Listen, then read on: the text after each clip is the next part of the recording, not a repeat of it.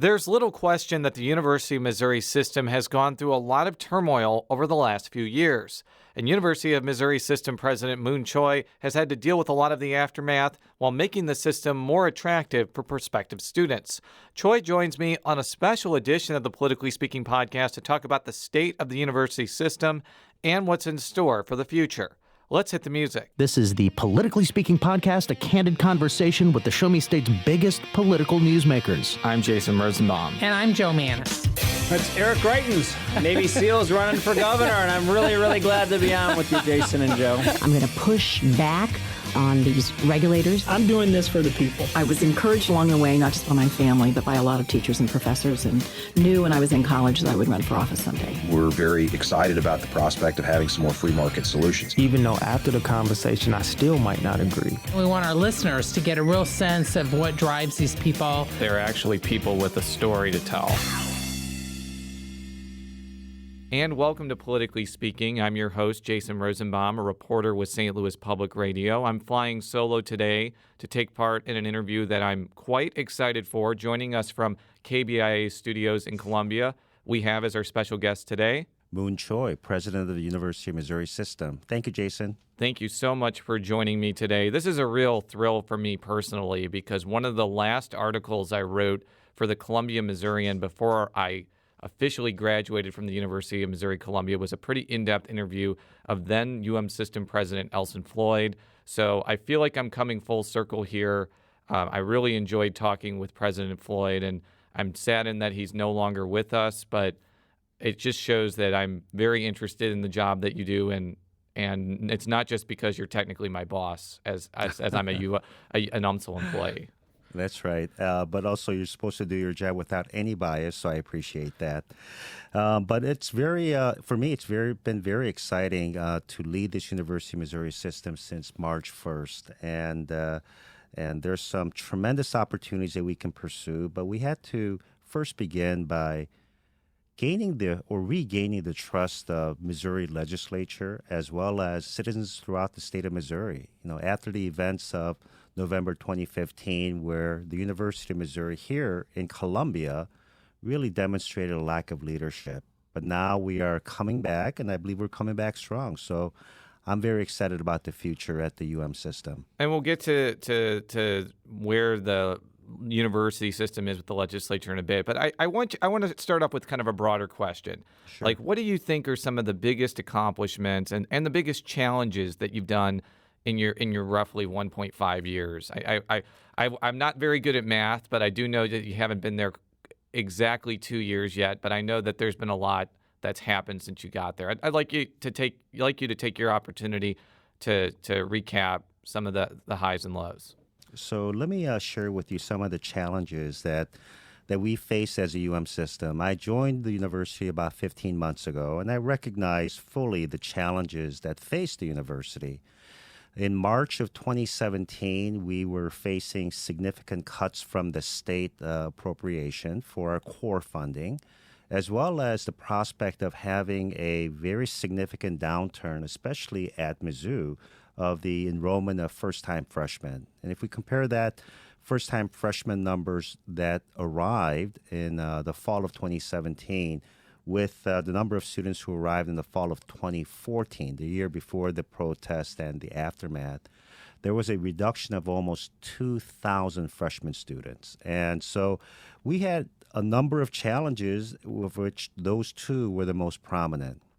And so it was important for me to first understand how we arrived at that situation and to figure out together with the leadership as well as the faculty and staff how we're going to be reversing those trends. So it was important for me to go throughout the state and meet with legislators and Missouri citizens in their Rotary clubs, in the chambers of commerce, to talk about the value that we bring as the University of Missouri system, the only public research university system in the state, to the citizens of Missouri. But it's really started off by my asking the question, what can we do better? And we heard a lot of great advice. And what we heard from the citizens and the legislators were the common themes of being more transparent, being more accountable, and focusing on the mission of the university. And those words are heard loud and clear, and I share that with my colleagues so that we can develop a new plan going forward that had those themes of pursuing excellence in what we do, our mission, as well as being accountable and transparent to the citizens of Missouri. And those things have been very helpful. And during that period of 15 months, we had to address a significant budget cut from the state, as well as reallocations that were needed because of the significant drop in enrollment.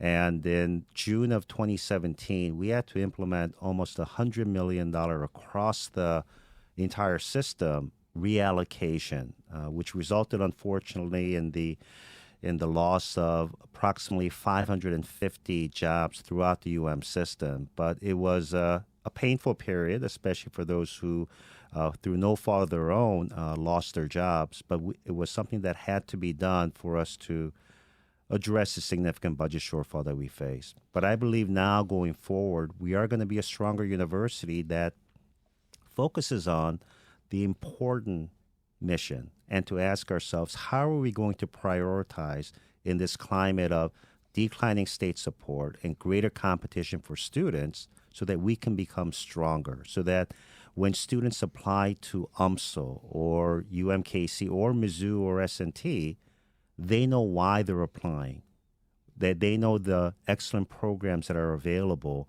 and that through their education and training that they can become productive citizens after they graduate. And so that was important for us to pursue.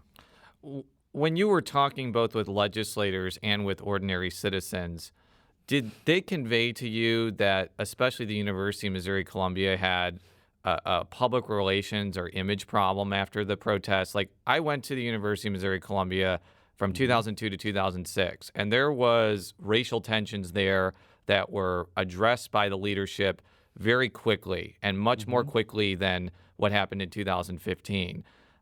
Did you sense that that those protests had affected the perception of the university, and B, did you get a sense that there wasn't as quick of a response as there should have been as, say, when Elson Floyd was system president back in the early 2000s?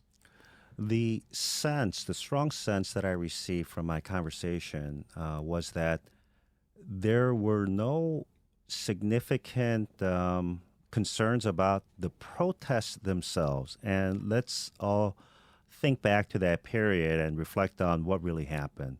These were protests that were nonviolent. There was no property damage. No one was injured. And at a university that really embraces freedom of expression, we need to be able to discuss difficult concepts, difficult ideas, and address difficult situations. The concern that I heard from many of the legislators and the citizens really revolved around how the university addressed the protest and the lack of leadership that they believed existed at the university in the aftermath of the protest.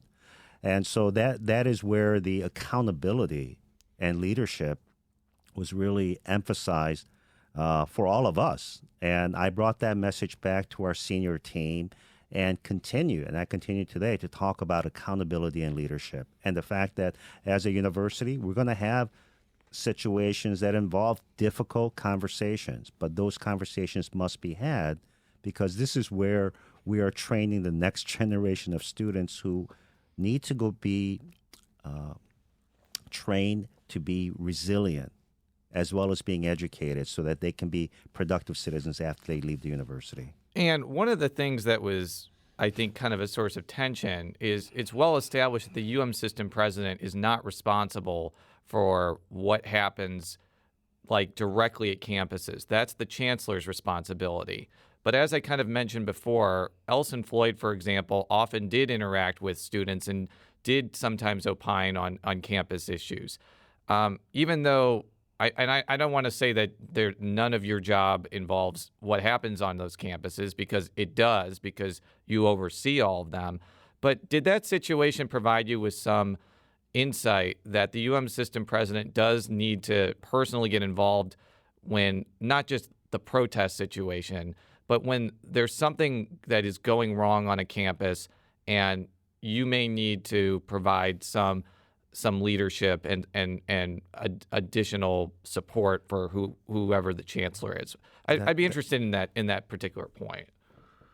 Yes, Jason, I believe very strongly that there has to be proactive leadership from the president.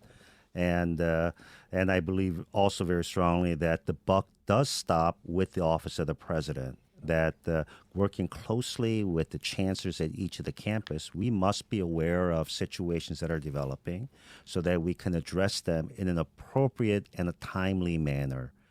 Without having that kind of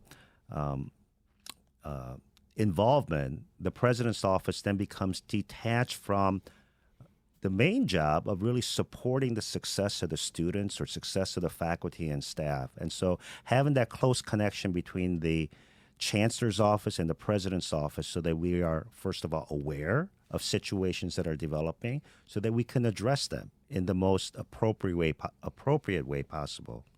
I do want to touch on the budget situation because, as you kind of mentioned in the outset, last year's higher education allocation was not the easiest thing for the University of Missouri system or any higher education institutions. I believe there was like a 9 or 10% cut for many colleges and universities.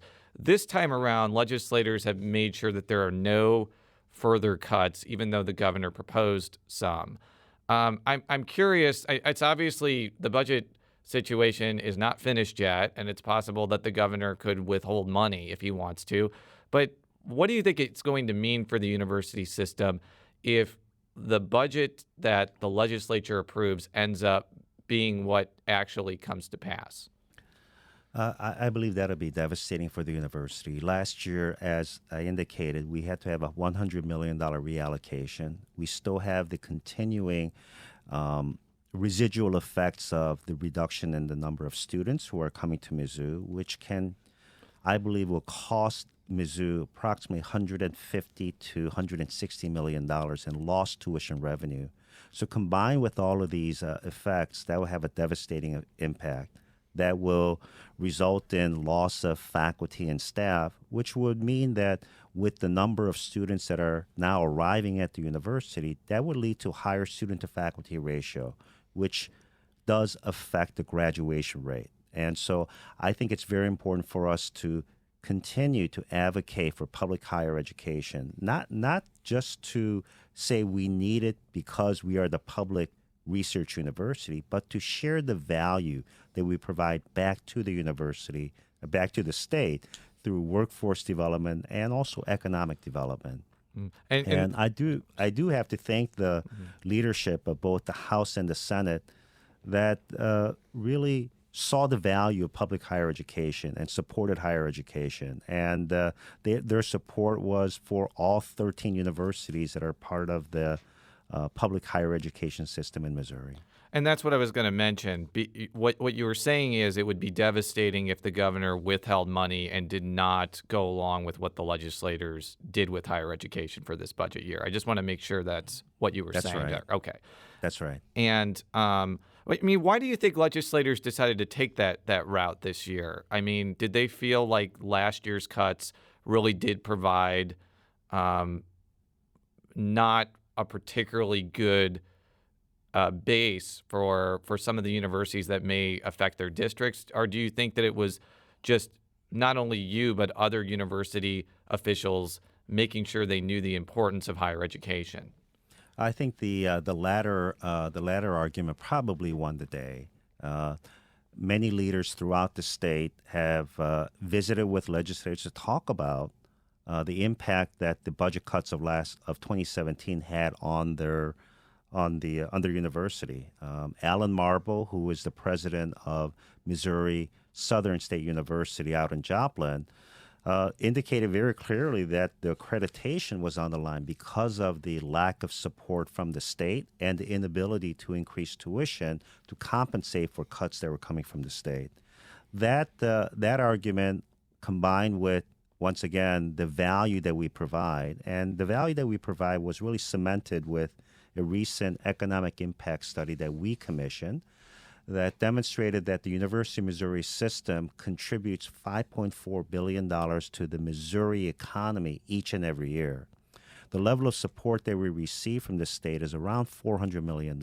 So that reflects a 13.5 times the investment when it comes to that return on investment. And so those kinds of arguments and the fact that we are graduating almost 10,000 students that contribute in their own way to the economy of Missouri, I think was very compelling. Do you think it makes your job more difficult to convince legislators not to make cuts to higher education when in bad budgetary times it seems that things that are funded primarily with general revenue, including higher education institutions, are pretty much the only thing lawmakers can cut? I'm not sure what the situation was, for example, in Connecticut and whether universities were funded with some direct funding source. But from talking with a lot of people, not only in Missouri but out of Missouri, it seems that the reason higher education often bears the brunt of these budget cuts is because legislators often have no other choices because they're funded with general revenue. Is that kind of what you were finding, or was it more of a philosophical belief that higher education just wasn't as big of a priority as other things, especially last year? The legislative leaders that I met really do believe in the value of public higher education. Many of them attended one of the universities that are part of our system, and they recognize the dramatic impact that education at the system has had in their own personal and professional lives. But they also recognize that the pot of resources that is available to support the various programs, including K through 12, to infrastructure, to serving Medicaid, really does leave very little for new initiatives or new investments. And in economic periods of economic distress, higher education in many states throughout the United States has been looked upon as a source that can absorb the cuts, partly because universities have the ability to grow their own revenue through increasing enrollment and increasing tuition. But the difficult position that University of Missouri system has faced is the restrictions that were placed on our ability to increase tuition by Senate Bill 389. So by law, we can only increase tuition by CPI.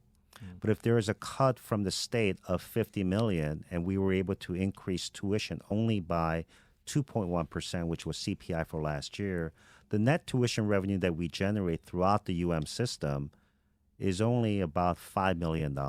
So that only makes up for 10% of the cut that we had to absorb from the state. So it was an imbalance that had to be addressed. But we recognize the difficult position that the legislators are in when it comes to balancing the budget. And so that is why we want to become more efficient. But in order to become more efficient doesn't mean that we're going to do more with less. We're going to do things in a transformative way, in a way that we can deliver services such as HR, IT, or finance, not in the traditional hierarchical way, but in a very collaborative way that leverages system resources with the campus resources. And if we can take the savings through that transformation and invest it in the core mission of teaching, research, and engagement, that will better serve our students and faculty and staff and the citizens of Missouri. And we're committed to doing that as part of our administrative review that is currently ongoing. And that was actually going to be my next question. You're an excellent seguer, by the way. So one of the things that I remember reading is that you have emphasized making different services at the various universities in the system more efficient as a way to save a lot of money, but also I would assume trying to make some of the, I don't want to say bureaucracy because that's kind of pejorative, but the way these universities function just work better. I'd like you kind of to address that, how much money you think you could potentially save, and whether that could make some of these cuts a little bit less painful. As you've already established, it's clear that the last year's cuts were painful in many respects, but I'd be interested to see how these efficiencies are playing into the state support question.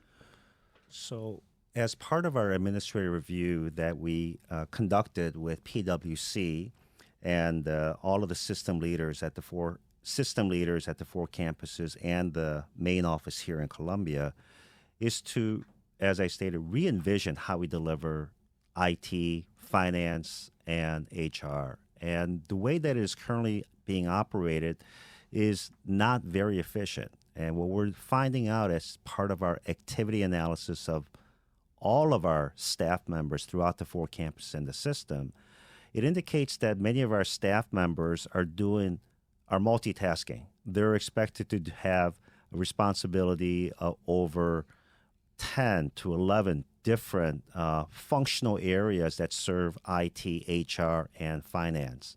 And so it really does stretch our staff members and really makes for, I guess, sometimes very stressful working environments. So part of this, we want to also not only gain the efficiencies by transforming the operation, but also have a more fulfilling work environment for our staff members. And so we've rolled out this concept to all of the senior leaders last month. Now we're going to be sharing that with all of our faculty and staff so that we can get their input in designing this process so that we can have transformation of our delivery, have more efficient use of our resources, and to have a more fulfilling career path for our staff members. And after those inputs are provided, then we will begin the process of implementing them to better serve the university. And the savings that result will be pumped back into the campuses. Where we may have overcapacity in certain areas of our operation, we also know that we have underfunded some of our areas, including advising, counseling and mental health services, and other activities that we can provide that can increase student success that leads to higher graduation rate, which also reflects lower cost of attendance when our students are able to graduate in a timely fashion. So we've talked a lot about the internal workings of the University of Missouri system, which is obviously very important. But I do want to spend the last few minutes talking about some of the projects and initiatives that you're trying to pursue that will be seen by everyday people to convince them to come to Mizzou or UMSL or the Rolla or Kansas City campuses. What are you trying to do now to make sure that the University of Missouri system is an attractive option not only for people that live in Missouri, but people all over the country and all over the world?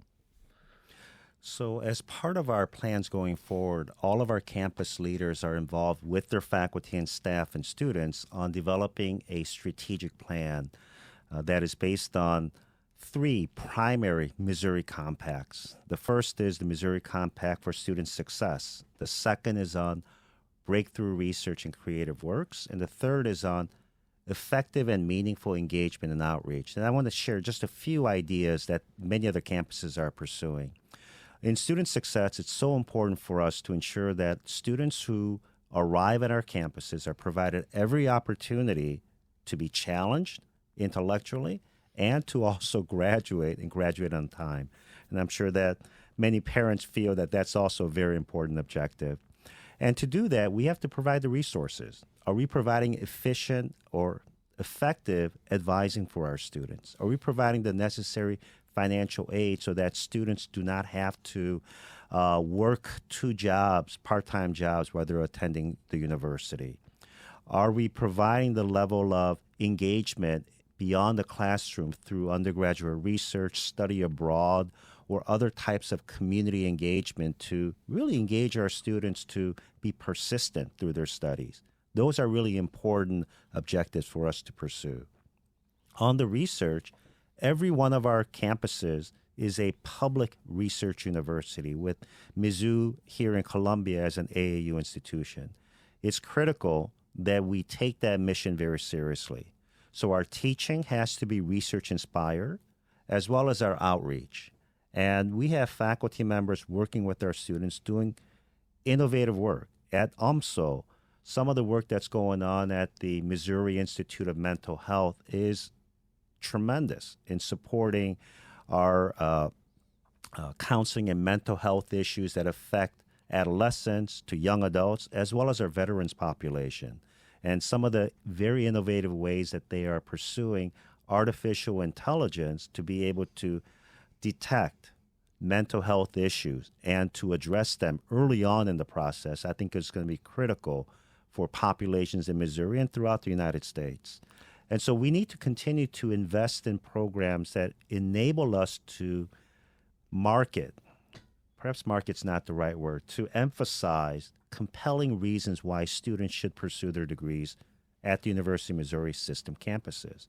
And so as part of the strategic plan, each campus is asked to develop the characteristics as well as programs that will make them unique. Why come to UMSL if there's an opportunity for students to attend Southern Illinois University in Edwardsville? Well, I think it's that research focus that's going to be so critical that emanates through the interactions that students have with the faculty members beyond the classroom. That is really a selling point for students who want to come to our university. Now, having said that, we're already seeing very positive movement. Here at Mizzou, after 3 down years of enrollment declines, we are going to see an increase of 14% in freshman attendance in the fall of 2018.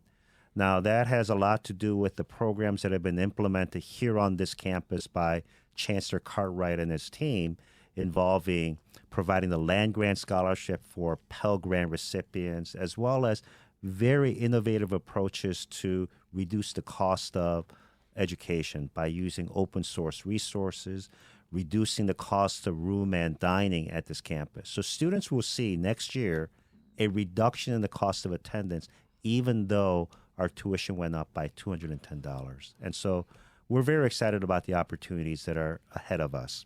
I got to ask, do you think that there's any correlation between the increase in Mizzou enrollment and the sports teams being exciting to watch again? I know that may seem like kind of a humorous thing, but I do think it sometimes makes a difference for some people when they choose, a comparable state university, if they're choosing between Mizzou, Indiana, Illinois.